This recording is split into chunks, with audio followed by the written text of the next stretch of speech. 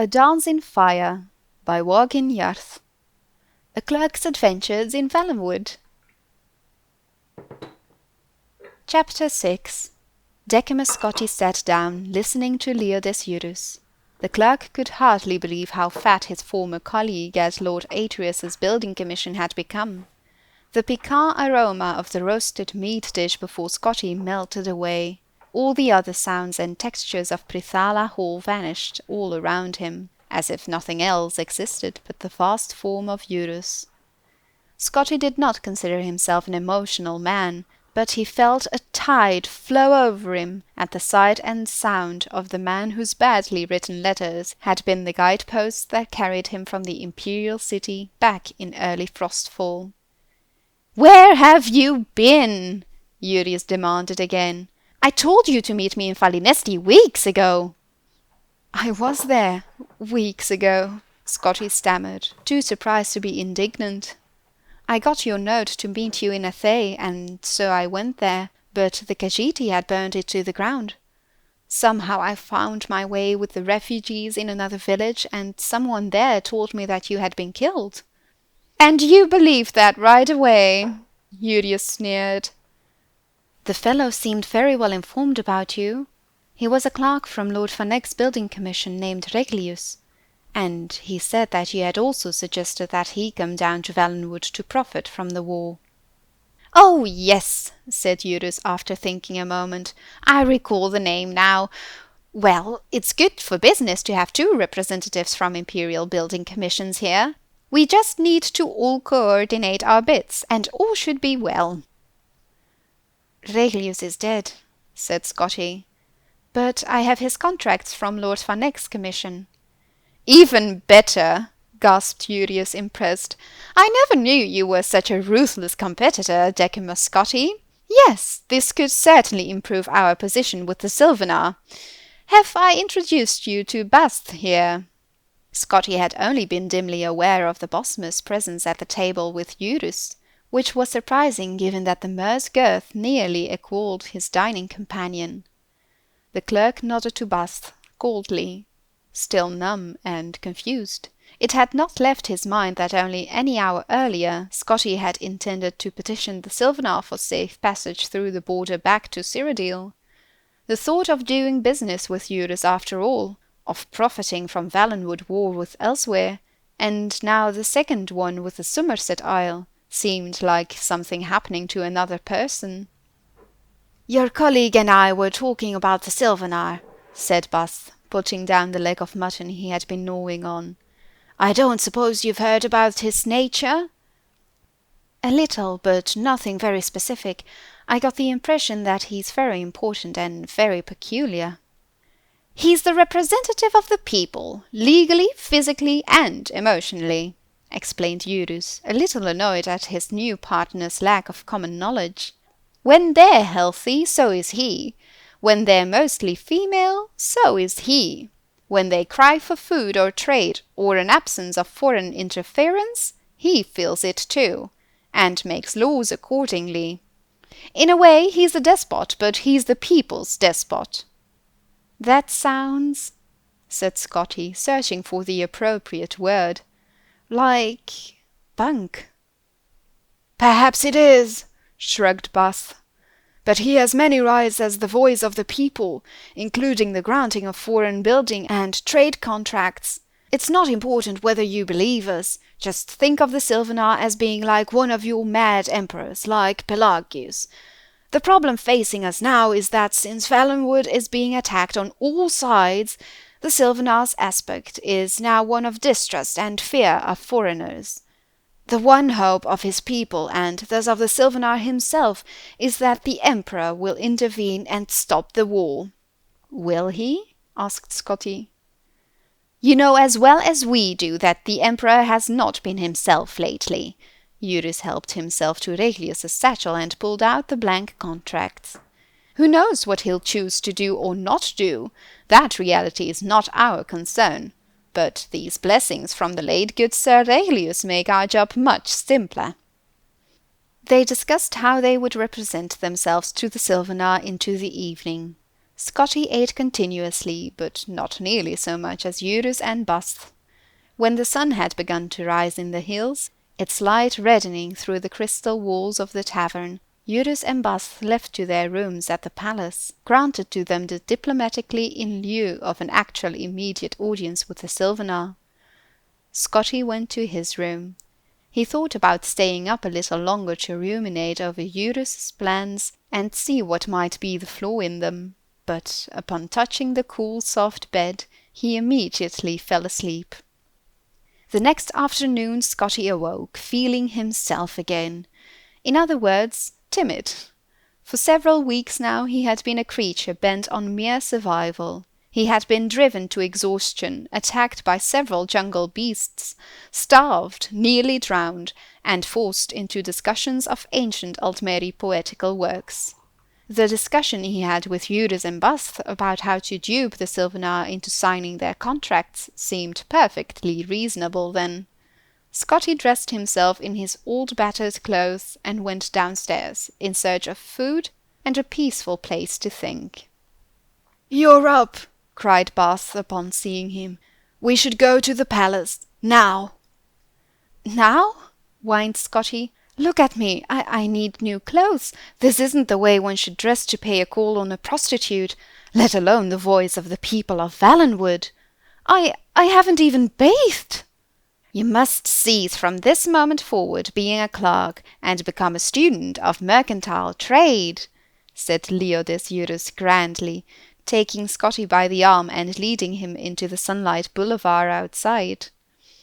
"The first rule is to recognize what you represent to the prospective client, and what angle best suits you. You cannot dazzle him with opulent fashion and professional bearing, my dear boy, and it would be fatal if you attempted to. Trust me on this. Several others beside Bast and I are guests at the palace, and they have made the error of appearing too eager, too formal, too ready for business. They will never be granted audience with the Sylvanar, but we have remained aloof ever since the initial rejection. I've dallied about the court, spreading my knowledge of life in the imperial city, had my ears pierced, attended promenades, eaten and drunk of all that was given to me. I dare say I've put on a pound or two. The message we've sent is clear. It is in his, not our, best interest to meet." "Our plan worked," added Bast. "When I told his minister that our imperial representative had arrived, and that we were at last willing to meet with the Sylvanar this morning, we were told to bring you there straight away."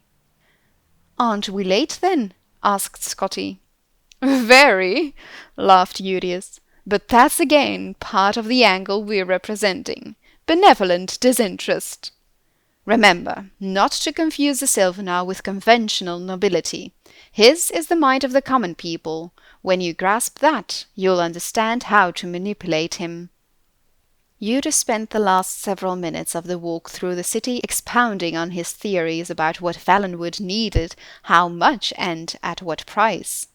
They were staggering figures, far more construction and far higher costs than anything Scotti had been used to dealing with. He listened carefully. All around them the city of Sylvanar revealed itself, glass and flower, roaring winds and beautiful inertia. When they reached the palace of the Sylvanar, Decumus Scotti stopped, stunned. Eurus looked at him for a moment and then laughed. "It's quite bizarre, isn't it?" That it was. A frozen scarlet burst of twisted, uneven spires, as if a rival sun rising. A blossom the size of a village, where courtiers and servants resembled nothing so much as insects, walked about it sucking its ichor. Entering over a bent petal-like bridge, the three walked through the palace of unbalanced walls. Where the partitions bent close together and touched, there was a shaded hall or a small chamber. When they warped away from one another, there was a courtyard. There were no doors anywhere. No any way to get to the Sylvanar but by crossing through the entire spiral of the palace, through meetings and bedrooms and dining halls, past dignitaries, consorts, magicians, and many guards. "It's an interesting place," said Bast, "but not very much privacy." Of course, that suits the Sylvanar very well. When they reached the inner corridors 2 hours after they first entered the palace, guards brandishing blades and bows stopped them. "We have an audience with the Sylvanar," said Eurus patiently. "This is Lord Decumus Scotti, the imperial representative." One of the guards disappeared down the winding corridor, and returned moments later with a tall, proud Bosmer, clad in a loose robe of patchwork leather. He was the Minister of Trade. "The Sylvanar wishes to speak with Lord Decumus Scotti alone." It was not the place to argue or show fear, so Scotti stepped forward, not even looking toward Eurus or Bast. He was certain they were showing their masks of benevolent indifference.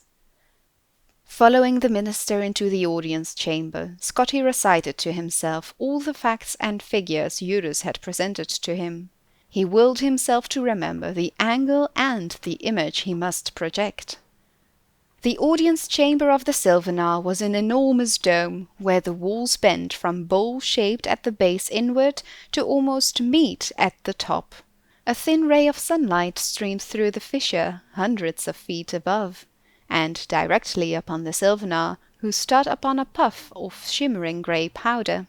For all the wonder of the city and the palace, the Sylvanar himself looked perfectly ordinary. An average, blandly handsome, slightly tired-looking, extraordinary wood elf of the type one might see in any capital in the Empire. It was only when he stepped from the dais that Scotti noticed an eccentricity in his appearance. He was very short. "I had to speak with you alone," said the Sylvanar in a voice common and unrefined. "May I see your papers?" Scotti handed him the blank contracts from Lord Van Egg's building commission. The Sylvanar studied them, running his finger over the embossed seal of the Emperor, before handing them back. He suddenly seemed shy, looking to the floor. "There are many charlatans at my court who wish to benefit from the wars. I thought you and your colleagues were among them. But those contracts are genuine." "Yes, they are," said Scotti calmly. The Sylvanar's conventional aspect made it easy for Scotti to speak, with no formal greetings, no deference, exactly as Eurus had instructed. "It seems most sensible to begin straight away talking about the roads which need to be rebuilt, and then the harbours that the Altmeri have destroyed, and then I can give you my estimates on the cost of resupplying and renovating the trade routes." "Why hasn't the Emperor seen fit to send a representative when the war with Elsewhere began, 2 years ago?" asked the Sylvanar glumly. Scotti thought a moment before replying, of all the common Bosmeri he had met in Valenwood. The greedy, frightened mercenaries who had escorted him from the border, the hard-drinking revellers and expert pest-exterminating archers in the western cross of Valinesti, noisy old Mother Pascost in Havel Slump, Captain Bolfix, the poor, sadly reformed pirate, the terrified but hopeful refugees of Athay and Grenos, the mad, murderous, self-devouring wild hunt of Vindisi, the silent door boatman hired by Griff Mallan, the degenerate grasping Bath. If one creature represented their total disposition, and that of many more throughout the province, what would be his personality? Scotti was a clerk by occupation and nature, instinctively comfortable cataloguing and filing, making things fit in a system. If the soul of Valenwood were to be filed, where would it be put? The answer came upon him almost before he posed himself the question. Denial. "I'm afraid that question doesn't interest me," said Scotti. "Now, can we get back to the business at hand?" All afternoon, Scotti and the Sylvanar discussed the pressing needs of Valenwood. Every contract was filled and signed. So much was required, and there were so many costs associated that addendums and codicils had to be scribbled into the margins of the papers, and those had to be resigned. Scotti maintained his benevolent indifference, but he found that dealing with the Sylvanar was not quite the same as dealing with a simple, sullen child. The voice of the people knew certain practical, everyday things very well: the yields of fish, the benefits of trade, the conditions of every township and forest in his province. "We will have a banquet tomorrow night to celebrate this commission," said the Sylvanar at last. "Best make it tonight," replied Scotti. "We should leave for Cyrodiil with the contracts tomorrow. We best not waste any more time." "Agreed," said the Sylvanar, and called for his Minister of Trade to put his seal on the contracts and arrange for the feast. Scotti left the chamber and was greeted by Bast and Eurus. Their faces showed the strain of maintaining the illusion of unconcern for too many hours. As soon as they were out of sight of the guards, they begged Scotti to tell them all. When he showed them the contracts, Bast began weeping with delight. "Anything about the Sylvanar that surprised you?" asked Eurus. "I hadn't expected him to be half my height." "Was he?" Eurus looked mildly surprised. "He must have shrunk since I tried to have an audience with him earlier. Maybe there is something to all that nonsense about him being affected by the plight of his people."